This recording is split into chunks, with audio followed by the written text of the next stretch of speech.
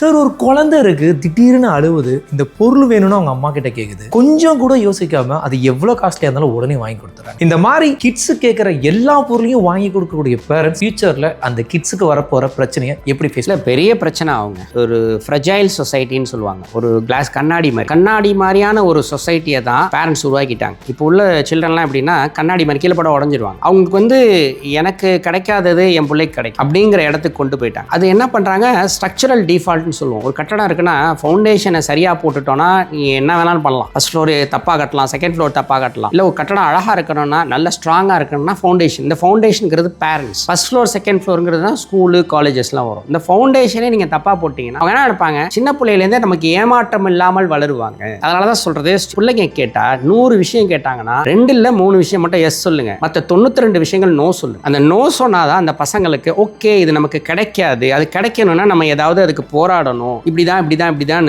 அவங்களுக்கு வரும். அப்படி இல்லைன்னா என்ன ஆயிடுவாங்க, ஏமாற்றம். அதனாலதான் தப்பான முடிவு எடுக்கிறாங்க. பேரண்ட்ஸை பிடிக்கல, ஃப்ரெண்ட்ஸோட போய் தவறான பழக்கங்களுக்கு அடிமையாயிடுறாங்க. ஏன்னா ஏமாற்றம்னாலே அவன் என்ன பண்ணுவான், எனக்கு வீட்டில் ஏமாற்றம்னா வெளியில எங்கேயோ போய் நிற்கணும் தான் ஆசைப்படுவான். This is what I'm telling. இது ஸ்ட்ரக்சரல் கீரை போடுற ஃபவுண்டேஷனை அஸ்திவாரத்தை கரெக்டாக போட்டுட்டோம்னா பிரச்சனை வரவே வராது.